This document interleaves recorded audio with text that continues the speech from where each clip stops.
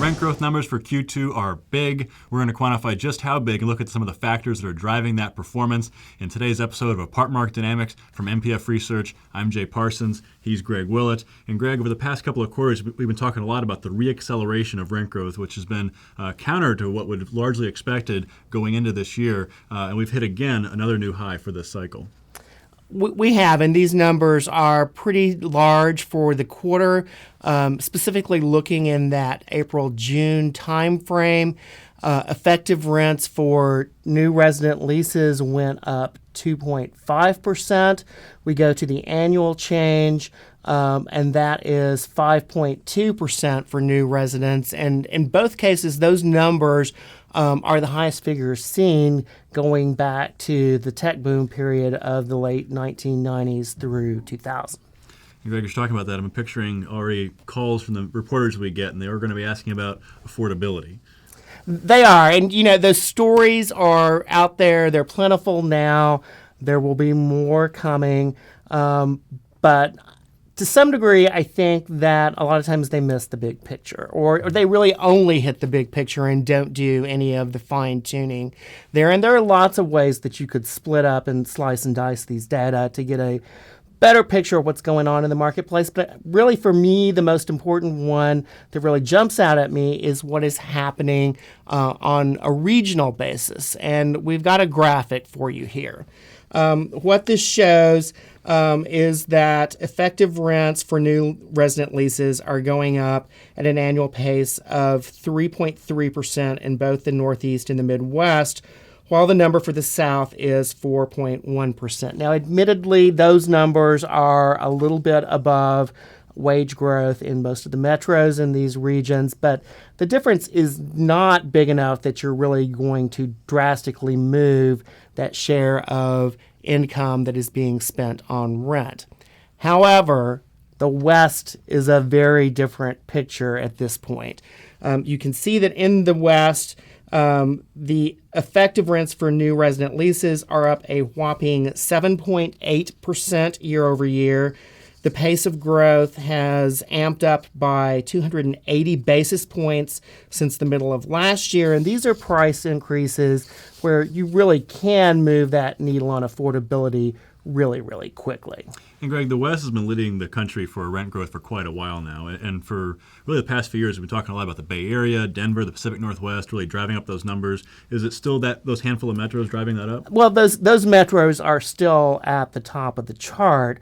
But what is really moving the overall number in the West is some drastic price increases now in what were the late recovery economies. You have places like Southern California, Las Vegas, Phoenix, Sacramento, that they were slow coming out of the gate, but now they're producing significant numbers of jobs. That's creating some new households. Occupancy has tightened up, and rent growth has, in turn, gotten much, much stronger. And so those are the ones that are really responsible for that acceleration for the West rent growth pace from last year to this year. In addition to the trends we're seeing in new leases, let's also take a look at what's happening for renters staying in place and renewing their leases upon expiration. As of Q2, pricing for renewal leases jumped 4.3% year over year. That's renewal rents in Q2 of 14 versus Q2 of 15.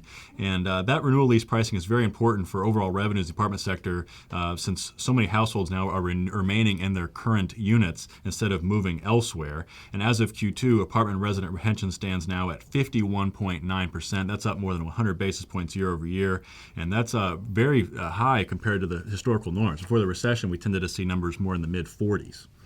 Jay, let's turn the attention to the occupancy story, and it's going to be a good one if we've got this kind of pricing power in the market. As of Q2, the U.S. overall occupancy rate is at 95.9%. That is up 30 basis points on a year-over-year basis. Not quite an all-time high. It's still a hair under what we've seen going back in 2006 and then going back to that tech boom period of late 90s through 2000, but still a really, really strong occupancy number. Let's go through the supply-demand numbers to see how we got there. Demand across the country's 100 largest markets came in at 98,000 210 units during Q2. That's well ahead of the 52,666 units that were completed during the quarter. For the 12-month period ending in mid-2015, we have demand for 250,157 units, and that's just a bit over the completion number of 240,715 units. And some more numbers to throw at you. Let's also talk about the number of apartment units currently under construction. We've been hovering around the 400,000 unit mark now for much of the past 2 years, with starts every quarter registering pretty close to the new starts that we see for that period. And that was the case again in Q2, with ongoing construction at the end of the quarter recorded at 421,345 units. Jay, in the intro, you talked about these numbers exceeding expectations. So does that mean it's time for us to do some reforecasting here? Yeah, probably so. Probably have to get back to the drawing board a little bit. And, we've been a little more bullish than most. But, again, we talked about rent growth exceeding expectations. Let's talk first about occupancy, though. And occupancy, our forecasts were pretty much holding steady on there. We were expecting occupancy to slow down a little bit later in the year, primarily just due to so much supply. Lease-up velocity we still think is going to remain strong, but with completion volumes ramping up, could inch ahead of concurrent demand volumes, but overall should be very healthy. Now, rent growth is really what we're trying to look at again and see how much higher, could rent growth remain this high, is what I should say. And we previously were forecasting rent growth right under 4% for 2015. Now we're looking to that maybe mid to high fours, and still a dip from where we are right now. Primarily because as we get later into 2015, it's going to be really tough to repeat those quarterly rent growth numbers we saw at the end of last year. Seasonally, you don't tend to see big rent growth in Q4s like we saw in last year, and certainly the numbers we saw continuing in the early part of 15 as well, those are going to be tough to maintain. So. Yeah, this second quarter number for rent growth is so strong. I mean, that is just hard to repeat as you move forward. So I can certainly see coming down a little bit from where we are right now on that pace. But I don't think many people in the industry will be complaining about 4 to 5%. They shouldn't be complaining about it slow down a little bit from where it is right now. So certainly lots more to discuss in the Q2 numbers. Our next video is going to be that metro level leaderboard on pricing power. And from what we've said so far, we're going to talk about a whole lot of West region markets on that one. For now, let's wrap up this edition of Apartment Market Dynamics from MPF Research. I'm Greg Willett. He's Jay Parsons. Thanks for watching.